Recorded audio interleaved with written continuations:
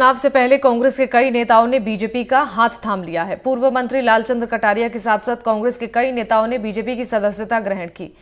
राजस्थान में बदले इस राजनीतिक समीकरण पर देखिए हमारे संवाददाता हर्षा कुमारी सिंह की रिपोर्ट।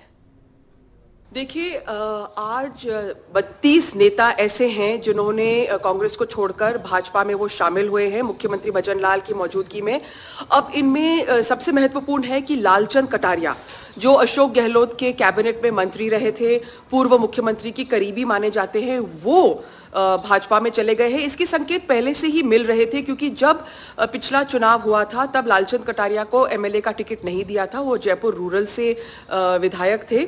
इस बार चुनाव नहीं लड़े, ना ही वो बाहर चुनाव मैदान में दिखे। और ऐसे कयास लगाए जा रहे हैं कि क्योंकि जयपुर रूरल जाट सीट है, वहां पर राज्यवर्धन जो अब एमएलए बन गए हैं, उनकी जगह पर हो सकता है लालचंद कटारिया को टिकट दिया जाए भाजपा से। दूसरा जो बड़ा झटका है कांग्रेस के लिए वो है राजेंद्र यादव का।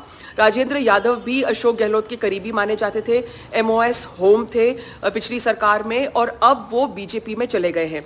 लेकिन राजेंद्र यादव पे कहीं ना कहीं हो सकता है कुछ दबाव रहा हो, क्योंकि हाल ही में उनके खिलाफ ईडी के रेड हुए थे। लेकिन यादव वोट बैंक के कदावर नेता माने जाते हैं और भाजपा के लिए एक बड़ा फायदा है उनको शामिल करना। साथ ही खिलाड़ी बैरवा, जो एससी आयोग के चेयरपर्सन थे, अध्यक्ष थे, उनको भी ले लिया है। वो ओपनली क्रिटिकल थे कांग्रेस गवर्नमेंट के। सचिन पायलट के गुट से माने जाते हैं, करीबी थे सचिन पायलट के, अब वो भी भाजपा में चले गए हैं। इसके साथ ही रीचपाल मिर्धा भी वहां पर गए हैं। अब रीचपाल मिर्धा ज्योति मिर्धा के परिवार से हैं, जाट नेता हैं। नागौर में उनके जाने से, मिर्धा परिवार के जाने से बीजेपी ने ये कहीं ना कहीं गणित लगाया है कि वहां पर उनकी स्थिति मजबूत होगी। एक तरफ कयास लगाए जा रहे थे कि राहुल कसवा, जो बीजेपी की एमपी है, जिनको टिकट नहीं दिया गया है, वो कांग्रेस में जा सकते हैं। लेकिन उसके पहले ही लगता है कि बीजेपी ने बाजी मार ली है। और आज ये 4 बड़े नेताओं के अलावा 2 और पूर्व विधायक और कई पंचायत समिति लेवल के ऑफिस बेयरर्स, डिस्ट्रिक्ट लेवल के ऑफिस बेयरर्स, पदाधिकारी जो है कांग्रेस के, उनको सबको बीजेपी ने आज भाजपा में शामिल कर लिया है।